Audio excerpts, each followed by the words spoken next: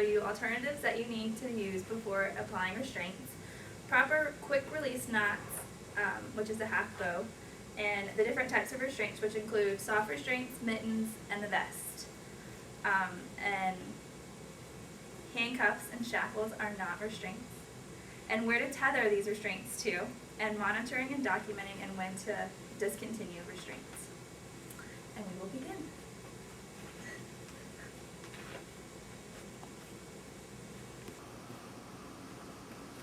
Hi, Miss Jones. How are you doing today? Okay, I guess. Yeah? My name is Bree. I'm going to be taking care of you, okay? Okay. Do you know where you are? In the church? In the church? What's going on today? Why are you here? I don't know. I need to go for a walk. Yeah? Can someone get me out of this bed? Miss Jones. Yes.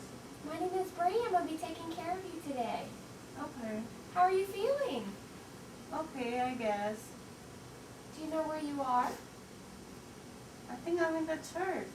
In the church? No, you're in Memorial ER. ER? Yeah. Why?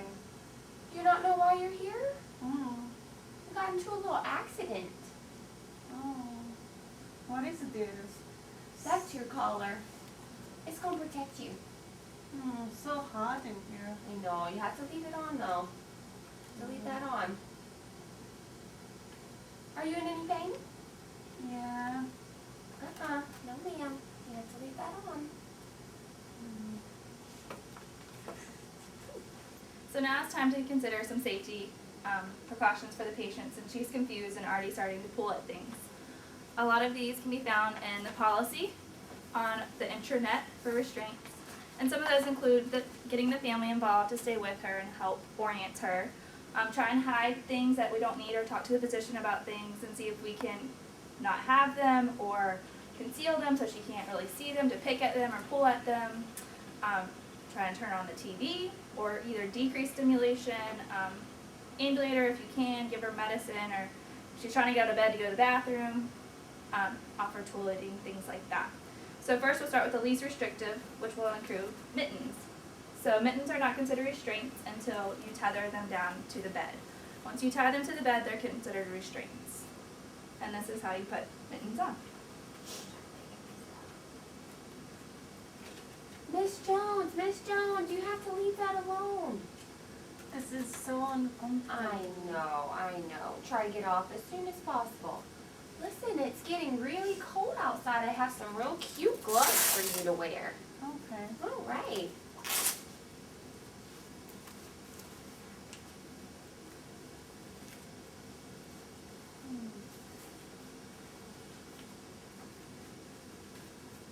Sure is warm.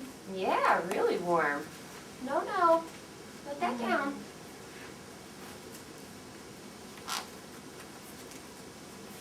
All right, almost done. These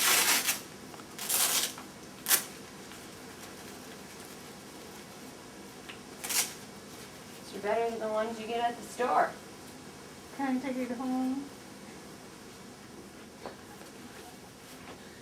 We'll leave them here for right now. All right. So when the mittens go on, you want to make sure that they're face up so that you can always get a good look at the patient's finger, or if you need to do like blood sugars, you can get to their finger easily. And then you also want to make sure you monitor for their pulse and circulation and make sure that the mittens are not strapped on too tight. So now the patient is trying to get out of bed. So now we'll go to another form of restraint. Get this out of me. I want to get out of the bed. Miss Jones, what's wrong? I'm tired of laying in this bed. Yeah? Well, we have to stay in bed. Nope. Hey, listen. I'm leaving. Listen, I have this really cute vest to put on you. It's more fashionable than your gloves. Hold on just a second. I need your help. Hold on just a second. So when applying a vest, you want to make sure that you have the appropriate size for the patient. All right. It is not one size fits all.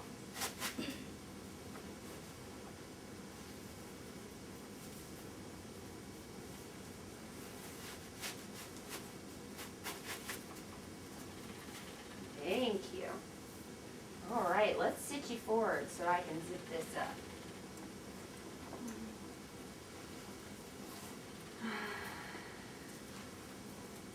It's getting too hot in here.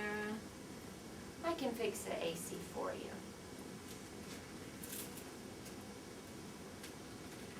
What do you think of this pattern? It's okay. Okay. All right, let's get you tucked back in. Go ahead and lay back down. There you go.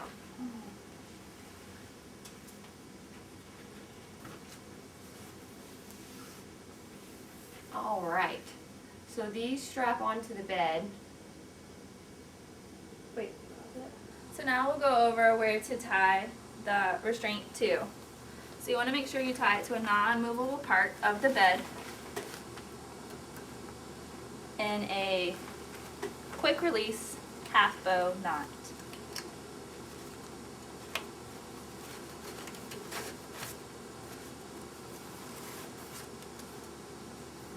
How are you doing, Miss Jones?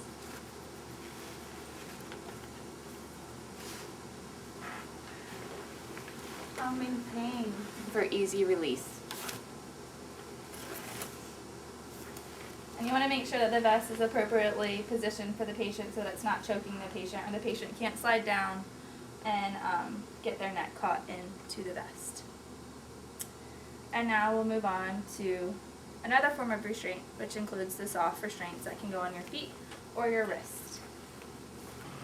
After all other attempts have been made and the patient still is pulling at things and is unsafe, other measures have to be used. Miss Jones, what are you doing? I need to go. I need to What? leave this place. I'm Listen, tired of laying in this listen. bed. No, help. No. No. Miss Oh, Jones, it's we fine. have to Let lay me go. back. We have to lay back. Yay. Let me go. Hey, Miss Jones, let's get back over in bed. Let's get your legs back over. Yeah. When tying soft restraints, make sure that you tie them to their wrist and that you leave at least 2 finger breaths in between the patient's wrist and restraint, that they're not too tight. You always make sure that you check for capillary refill, circulation, and movement. Again, while tying the restraints, make sure you tie them to non-movable parts of the stretcher in an area where the patient cannot get to them and untie them in a half bow or quick release knot.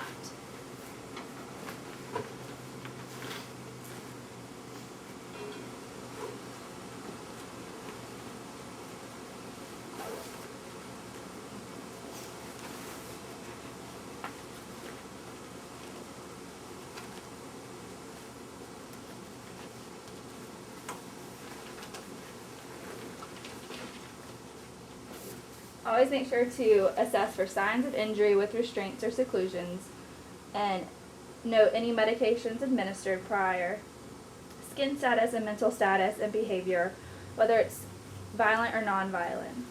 With non-violent, you'll check every 30 minutes and every 2 hours you'll do rounding for hydration, nourishment, toileting, and alternatives attempted.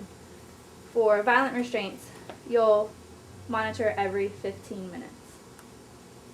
So this would be a form of when mittens would be charted on, when they're tethered to the bed and tied down. Again, you would tie them to a non-movable part, quick release knot. So you want to go over where they're So now we'll go over exactly how to tie a restraint and where is the proper location, more in depth, and what not to do when tying a restraint or tethering a restraint. So first, you want to make sure you place it on the patient's wrist in an appropriate location and move any jewelry or take anything off.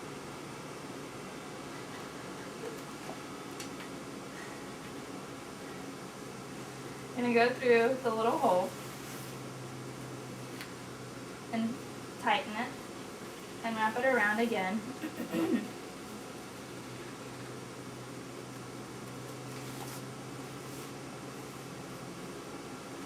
And make a little knot so it doesn't become undone or loose.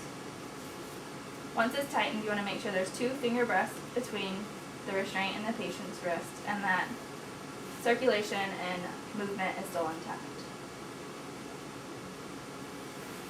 And then you want to make sure an appropriate location. So this, when the patient's arm is not in an anatomical position, is not appropriate. You can cause damage to their joints, ligaments, bones. So you want to make sure it's tied in an anatomical position to a non-movable part. Here, here.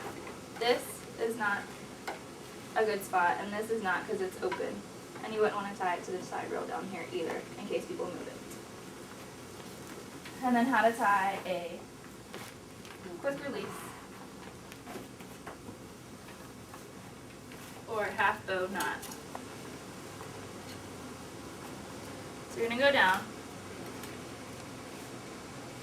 make a loop, and then pull, and make sure it's tight. And pull up so you know it's not going to untie. And you can always check to make sure by pulling down and making sure it's just a one-hand quick release. One step to untie the patient. So how to apply a mitten properly. You want to make sure that the fingers are up so you can quickly look at capillary refill, or to get a blood sugar. And you can roll it back and see their fingers. So when applying it to the wrist,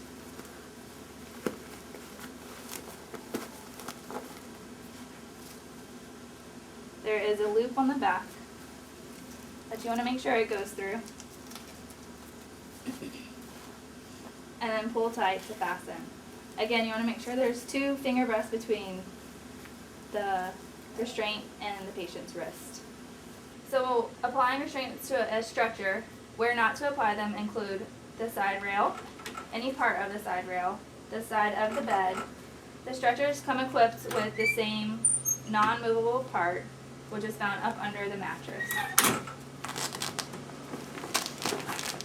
So when restraining your patient to a wheelchair, first you have to think of their safety and is it appropriate for them to be in a wheelchair if they need to be restrained. However, if you are using a restraint in a wheelchair, you fasten it to the tilt bar, which is found down here.